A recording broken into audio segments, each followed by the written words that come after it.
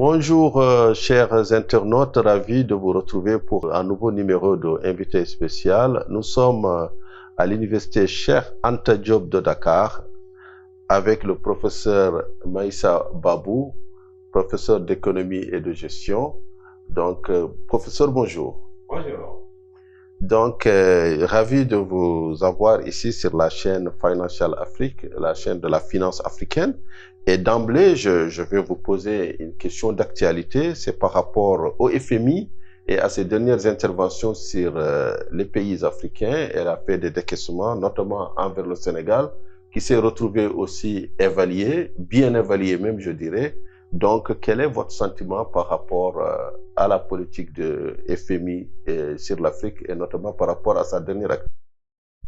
Je vous remercie. Je voudrais féliciter Financial Afrique parce que dans nos jargons, je peux dire que vous êtes sur une niche. C'est très rare d'avoir une spécialité financière et même carrément, pourquoi pas, économique dans ce grand mouvement de la presse. Et donc, félicitations pour ce choix qui peut-être malheureusement n'intéresse que les intellectuels et ceux qui sont très bien formés. Alors, la dernière intervention du FMI peut se lire à plusieurs niveaux. Il y a d'abord le satisfecit accordé au Sénégal, et ce malgré un taux de croissance extrêmement faible, de seulement 4,1%. Et à côté de cette faiblesse de la croissance, le FMI, malgré tout très content, a décaissé plus de 1000 milliards de chez nous. Alors, ce qui est étonnant dans cette démarche du FMI, c'est que au moment où les Sénégalais se meurent sous le poids de l'inflation, sous le poids d'un écosystème extrêmement difficile, c'est une véritable crise économique, au moment où le chômage a atteint un paroxysme, au moment où quand même la croissance n'est pas, par rapport à tout ce qu'on a dit, bien sûr, la croissance n'a pas pu quand même suivre et atteindre peut-être son sommet de 6 à 7%. Malgré tout cela, alors voilà que l'FMI se dit extrêmement content du Sénégal. Et par rapport aux accords qui donnent tout le temps des finances à nos pays subsahariens, le vocabulaire utilisé, c'est-à-dire que c'est très bien, je vous félicite, et que votre niveau d'endettement, et si on prend le niveau de la dette souveraine, nous sommes à 76%. Alors, pour le FMI, c'est plutôt 72,5%. C'est peut-être cette année. Voilà, avec une projection de 65% en 2024. Non, en fait, les projections de l'année dernière, c'était dans les 76%. Aujourd'hui, s'ils disent que c'est à peu près 73%, dont 65% de la dette de l'État central. C'est-à-dire que quand on prend les 73%, ce qu'on appelle la dette souveraine, on met la Sénélec dedans, on met peut-être l'université dedans. L'État et ses démembrements. L'État et ses démembrements. Mais tout compte fait, quand vous êtes à ces niveaux d'endettement, nous, dans notre jargon, nous parlons de saturation. Il ne faut pas aller plus loin. Je rappelle qu'en 2012, le président Wade, après 12 ans, est parti avec seulement 37%. Voilà, mais je dirais qu'en 2012, on venait de bénéficier quelques années plus tôt de l'initiative Pays pauvres très endettés. Nous sommes toujours un pays pauvre. Très endetté, PPTE, qui a effacé les dettes.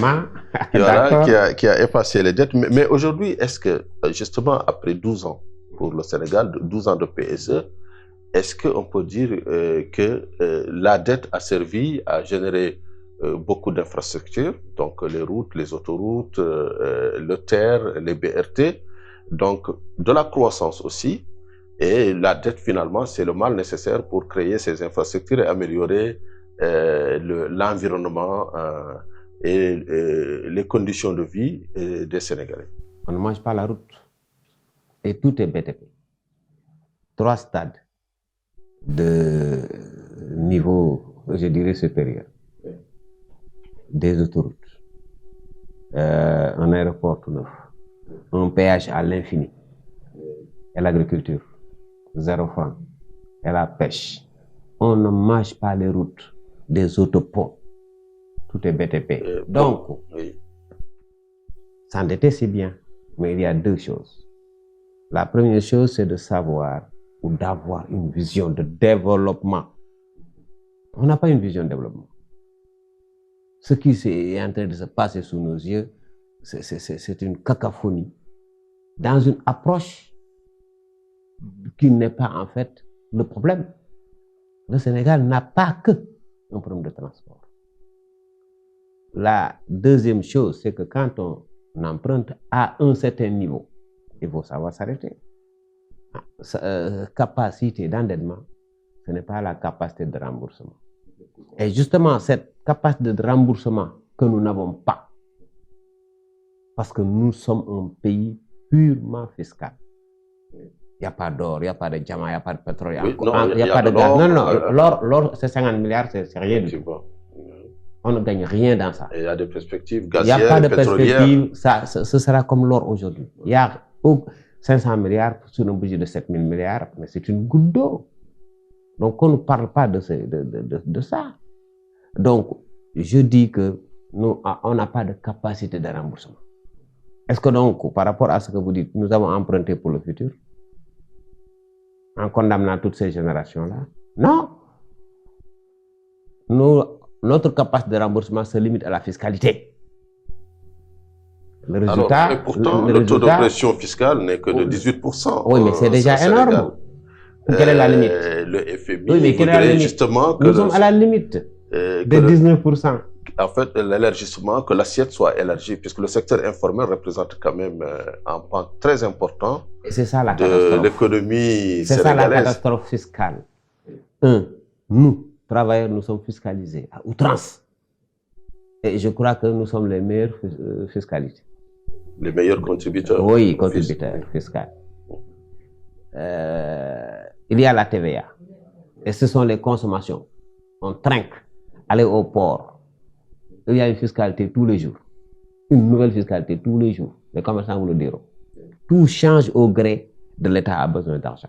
Nous sommes dans une tension de trésorerie que peut-être, en partie, le service de la dette explique. C'est pourquoi j'ai dit on n'a pas de capacité de remboursement. Et qu'on arrête les comparaisons. Oui, si les États-Unis sont en 120, 100, la France, non. Ces machines économiques, si elles tournent, peuvent effectivement faire face. Nous, on n'a pas de machine économique qui tourne parce que les mines presque sont exonérées d'impôts. C'est-à-dire qu'il y a... tout le monde ne paie pas. Bon. Il y a des incitations fiscales pour le secteur minier, oui, mais écoutez, qui est prévu on dans ne peut pas mettre une industrie à combien de milliards. Mais quand même, les mines contribuent à l'IS, l'impôt sur les sociétés. Attends, ils ont des bénéfices. Effectivement, tout à fait. Et pourquoi on ne paie pas l'impôt? Mais non, mais écoutez, elle paye l'impôt. Mais il y a des aménagements prévus dans le code minier. Quels que soient les aménagements, je crois qu'on ne peut pas, pour une société comme la Sococim qui a fait 100 ans dans ce pays-là, et le sucre là. Oui. Mais la Sococim paye les impôts. Elle est même la première contributrice. La Sococim, je parle surtout des mines. Et l'autre société,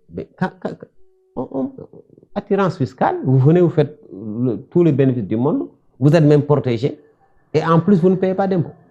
Non, vous payez des impôts, mais des impôts peut-être avec des incitations. Ce qui est une pratique faite pour rendre le pays attractif. Écoutez, c'est un terrain fertile. On n'a pas besoin d'incitation. Dites simplement, laissez-moi terminer, dites simplement, je veux une deuxième usine de sucre et vous payez 25% d'impôts. Ils viendront. Parce que, écoutez, les investisseurs privés cherchent simplement des terrains fertiles. Je suis d'accord sur l'incitation fiscale, mais ça doit être dégressif. 5 ans, c'est bon. Pas plus. Il ne peut pas quand même faire tout le bénéfice sur notre dos et les envoyer à l'étranger. Parce que nous avons une croissance extravertie.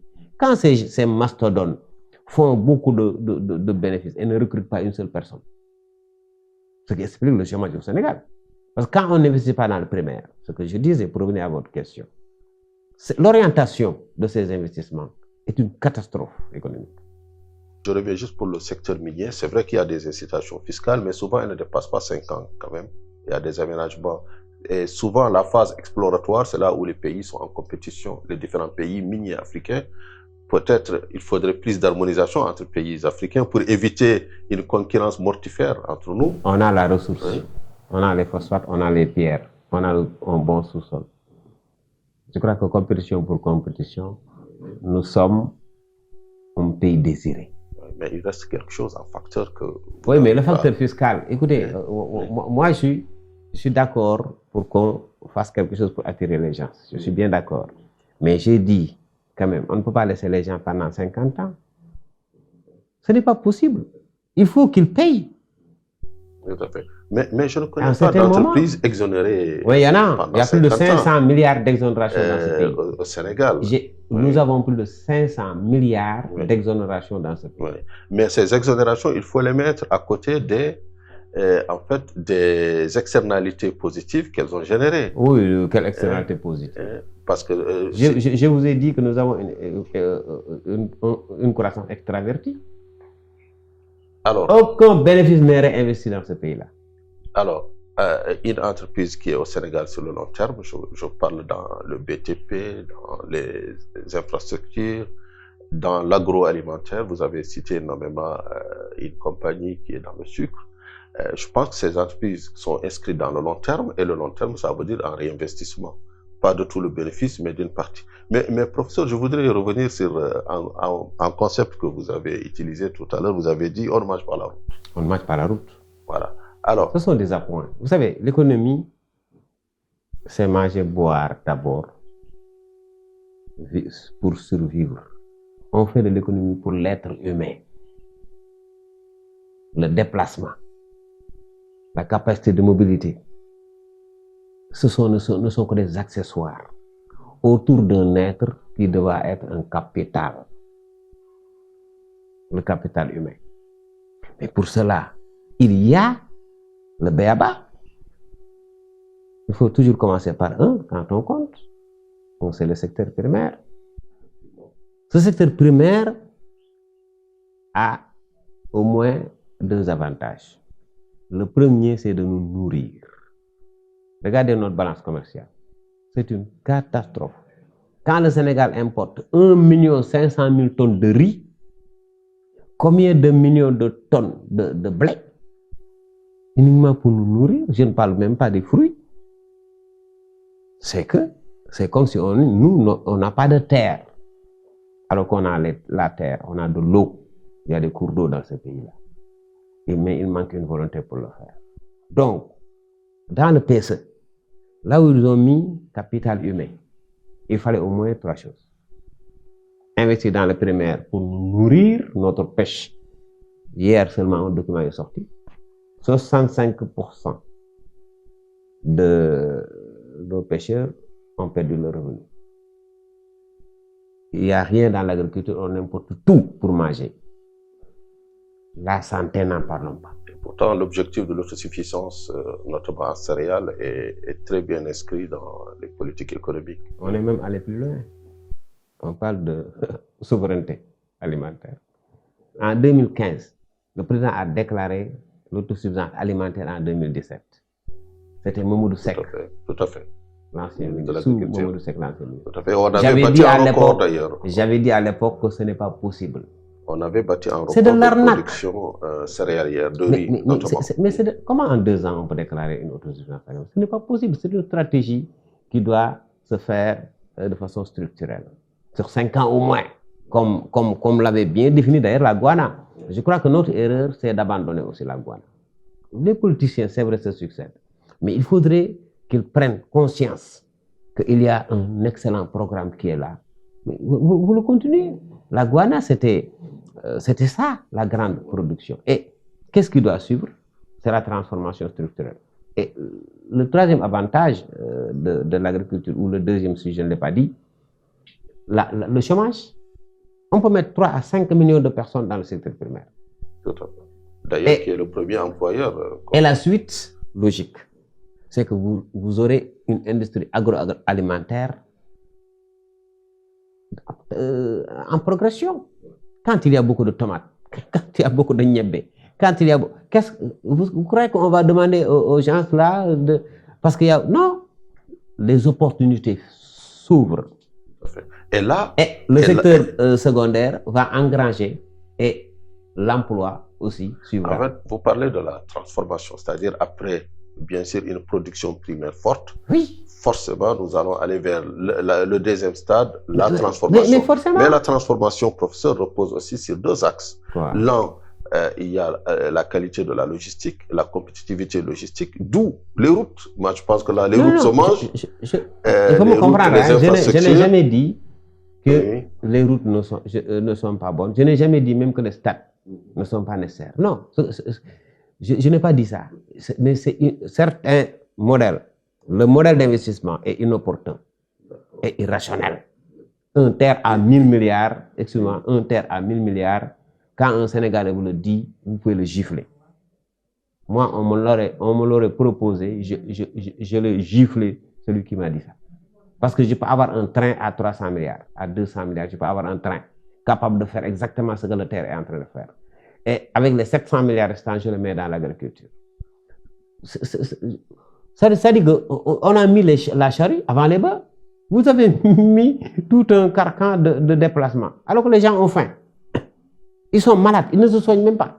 Dans ce pays-là, si tu es malade, si tu n'as pas d'argent, tu meurs. Hein? Mais tout le monde déjà meurt à l'étranger, ça vous le savez. Il n'y a pas un seul boss sénégalais qui est soigné dans ce pays. Même nos marabouts, ils meurent tous à l'étranger. Pour dire quoi? Que ce qui doit faire la base du développement, et cette base du développement aura des effets d'entraînement. Je vous parle de primaire et vous me parlez de secondaire. Voilà. Vous voyez la suite. Justement, je reviens et j'insiste. Moi, en réalité, je poursuis. Je veux juste dire que le secteur primaire, c'est le fondamental. Effectivement, c'est la première priorité. Mais cette première priorité, elle repose sur des prérequis. Oui. Et le premier prérequis, à mon avis, c'est l'énergie, la compétitivité énergétique qui est nécessaire pour la production agricole, agroalimentaire, la transformation. Autour du primaire, il y a un écosystème. Et il y aura des pistes. Attention, hein. Les pistes agricoles. Il y aura des ponts pour désenclaver. Non, je n'ai pas dit le contraire. C'est-à-dire qu'il faut, ma logique, c'est quand on prend l'initiative, mais il faut de l'eau. Aussi, en plus, l'eau, il faut des...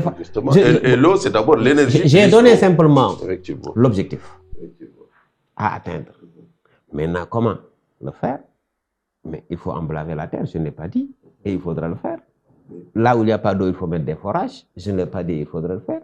Là où il faut désenclaver une piste ou un pont, il faudra... Mais c'est comme ça. C'est-à-dire qu'il faut construire un écosystème par rapport à une problématique de développement. Donc, quand je dis on ne mange pas la route, j'ai dit nous sommes allés mettre beaucoup d'argent dans les infrastructures. Des autoroutes à péage à l'infini. Alors, est-ce que là aussi, est-ce que ce n'est pas le mal nécessaire, puisque pendant quand même 40 ans, on n'a pas eu d'autoroute. Et sur le plan compétitivité logistique, le Sénégal était très mal loti, parce qu'un investisseur qui arrive, il a besoin d'être aussi, d'avoir de la fluidité dans l'évacuation de sa production. Pour le port de Dakar, tout ce que le président Abdoulaye Wade avait fait était nécessaire. Parce que nous sommes en compétition avec la Côte d'Ivoire par rapport au Mali. Et pourtant, le port est encore engorgé aujourd'hui. Oui, mais il faut encore continuer. D'investir, c'est une dimension stratégique importante. Nous sommes en compétition avec le port d'Abidjan. Et de Lomé, qui est le premier, qui est même devant le port d'Abidjan. La compétition est ouverte. Donc, je suis d'accord. Oui. L'aéroport, je suis d'accord. Oui. Donc, par rapport à ce que vous dites. Et le terre? Non, un terre, c'est le premier prototype dans le monde. Il coûte trop cher. Quand vous investissez 1000 milliards, vous ne pouvez pas mettre des billets de 500 francs CFA. Alors, il n'y a aucune logique. La qualité a un prix. Attention, vous mettez 1000 milliards, allez dans la terre, c'est 500 000 francs CFA. Projet de 100 000, nous sommes à 50 000. Tout a été faussé. Le Sénégal perd 3 milliards par mois actuellement. Alors, peut-être sur le terre intrinsèque, vu comme un projet. Dites-moi, sur 35 km, comment on peut mettre terre très rapide avec 10 arrêts à raison de 2 arrêts par 3 km. Est-ce que vous avez besoin d'un terre?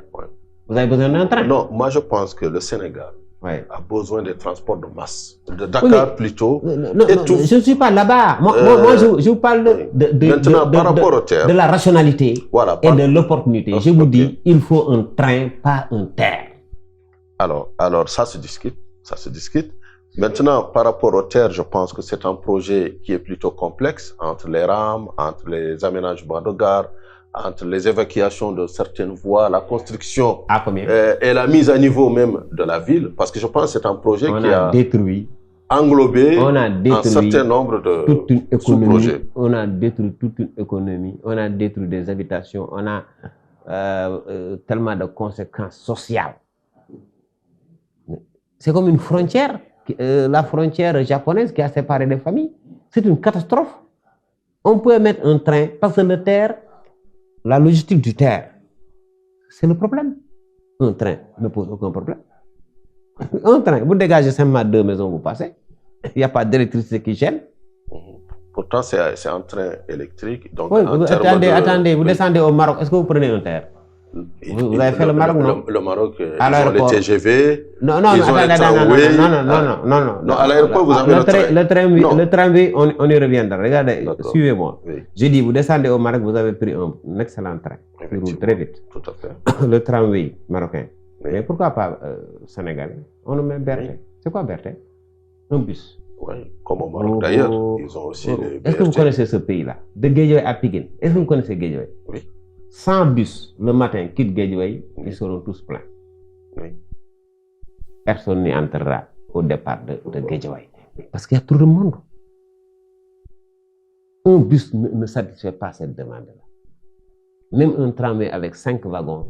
Mais peut-être il faut plusieurs types de transport. On pouvait avoir. Non, je vous dis, le bus, c'est-à-dire qu'il y a 2 options pour des transports de masse. Il y a le train, il y a le bateau. Et maintenant, si par train, mettez tramway. Mais si vous êtes incapable de gérer une maison de transport Dakar Dem Dikk qui n'a plus de bus, sortez. Prenez votre montre. Vous risquez de rester 2 heures de temps, vous ne verrez pas un seul bus. Il n'y a plus de bus. Et vous voulez créer une université de bus encore. Il fallait un tramway, comme au Maroc. C'est ça que je dis. Donc, quelque part, ce n'est pas rationnel. Quelque part, ce n'est pas opportun. Quelque part, vous perdez trop d'argent pour le seul intérêt de qui vous savez, des étrangers. Il y a même dans le code des investissements ce qu'on appelle des offres spontanées. Mais c'est une catastrophe. Mais offres spontanées qui n'entrent pas dans ma vision économique. Qui n'entrent. Mais attendez. Je vous dis, il y a trop de problèmes. Oui. Mais il nous faut cadrer tout ça parce qu'on a pris l'argent des autres. Il fallait être rationnel, faire de bons calculs économiques, être vraiment sur la voie du développement pour régler définitivement des questions de vie ou de mort. Qu'est-ce qu'on a réglé avec les ports, avec les routes? Est-ce qu'on a réglé une question de vie ou de mort? Ce n'est pas l'énergie qui est réglée. Ce n'est pas l'agriculture, le manger qui est réglé. On n'a pas réglé des problèmes de santé. Qu'est-ce qu'on a réglé? On n'a même pas réglé des problèmes d'université. Dans ce pays, pendant 12 ans, on peine à sortir une université de terre. Une. Qu'est-ce qu'on a réglé? Avec presque 14 000 milliards de dettes.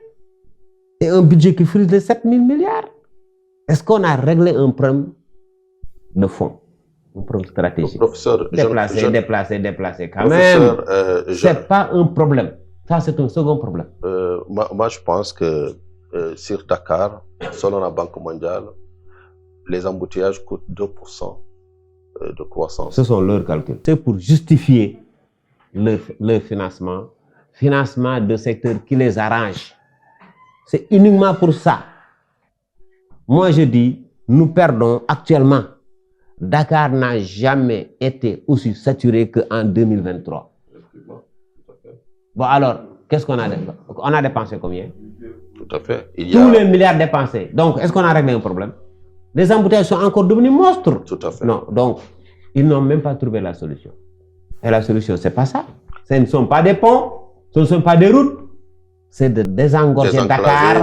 Oui, désengorger, décentraliser, mais déconcentrer. Comment le faire? Justement, je vous pose la question. Mais il y a Mbour à côté, il y a Thiès à côté et il y a... Diamniadio? Non, pas Diamniadio. C'est une catastrophe Diamniadio. La terre bouge. Il y a Thiès. Après Thiès, il y a Khombol. Saint-Louis, peut-être? Non, c'est trop loin. Je vous parle de 70 km.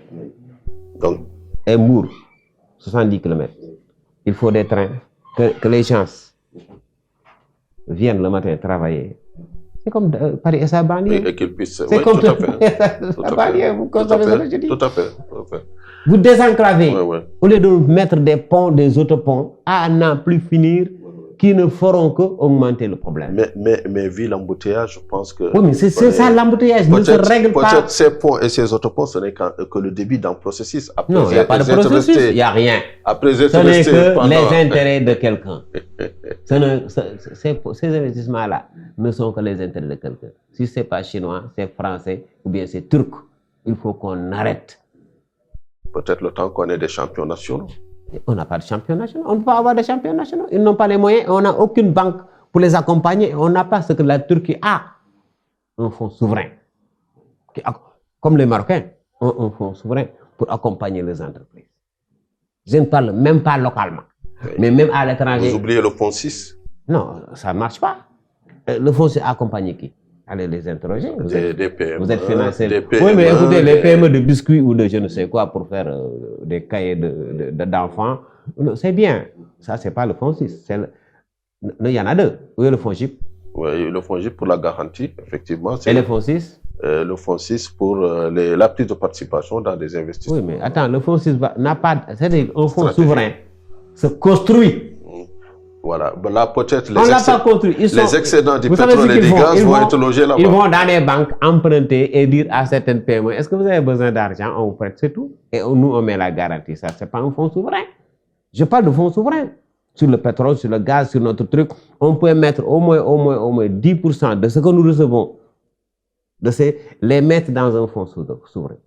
Et sur 10 ans, 20 ans, 30 ans. Ce fonds souverain, je pense qu'avec le pétrole et le gaz, ce fonds souverain va prendre encore plus de consistance. Parce qu'il a été lancé en 2014 et à l'époque, il n'y avait pas encore le pétrole et le gaz. Mais là, les perspectives... Ah bon, vivement que ça se fasse. Vivement que ça se fasse. Mais professeur, dernière question. Vraiment, c'est très passionnant de vous interviewer vraiment. Je rappelle juste que la question du FMI, elle concerne tous les pays de l'Afrique subsaharienne qui sont logés à la même enseigne. On prête à l'Europe. Effectivement, à l'Europe aussi, on les prête. Oui. Voilà. Donc, dernière question, c'est justement par rapport au Sénégal. Comment vous voyez le Sénégal, justement, de l'après 2024 avec les perspectives pétrolières et gazières? Très franchement, nous avons vécu jusqu'ici mieux que des pays de pétrole, comme le Cameroun, comme le Gabon, oui, et même comme le Congo. J'ai fait des missions là-bas, avec des entités économiques. Le Sénégal avait cette chance de ne pas avoir une manne pétrolière et gazière. Chance? Oui, c'était une chance de ne pas l'avoir. Parce que nous ne l'avons pas, que nous sommes un peuple travailleur. Tous ces pays qui l'ont sont à terre. Parce que dans un budget, si vous comptez 80% d'une seule ressource, qui n'est pas stable, c'est extrêmement dangereux pour votre. Maintenant, ça va venir, dit-on. On parle de 500 milliards par an, 600 milliards. Mais dans un budget de 6-7 milliards, 7 000 milliards, c'est 1%. Et tous les effets d'entraînement derrière? C'est 10%. Non, oui, effet d'entraînement, c'est du boulot. Le tourisme, voilà, les petits services. Le tourisme, je ne crois pas, parce que en haute mer, écoutez, je crois que ça... Bon. Disons que ce qui va venir demain, peut effectivement être un appoint par rapport à notre objectif de développement. Mais je veux seulement dire que sans pétrole, sans le gaz, le Sénégal est capable de se développer tout seul. On a les moyens. Mais on gaspille trop d'argent dans ce pays. Des institutions budgétaires politiques qui ne servent à rien. Un nombre de ministres. J'ai dit quelque part que nous, on est dans 38 ministres, je ne sais pas, la Côte d'Ivoire, qui fait 2 fois le Sénégal à 31 ministres. Il nous faut être rationnel simplement et savoir que ce n'est pas difficile. Quand vous pouvez aller jusqu'à 6 000 milliards de budget, si vous mettez un seul 1 000 milliards dans le périmètre dont on parlait, 5 fois, 4 ans, vous serez au moins à 70% d'une souveraineté. Et le reste, bon, restera. Donc, nous remercions, c'est vrai, le bon Dieu de nous avoir attribué ces ressources, mais qu'on n'en fasse pas une fin en soi. Pour moi, ce n'est pas le plus important, parce que ce que j'entends là ne me rassure pas. Et donc, je ne compte pas sur ça. Moi, je voudrais vraiment que nous soyons plus rationnels, nous sommes plus intelligents que ça. Nous pouvons, avec n'importe quel moyen du bord, nous faire notre avenir et notre devenir. Voilà, que ça ne soit pas une fin en soi, c'est sur ces mots que se referme cet entretien très passionnant avec le professeur Maïssa Babou, ici à l'université Cheikh Anta Diop de Dakar, Temple du Savoir. Nous vous remercions et à la prochaine.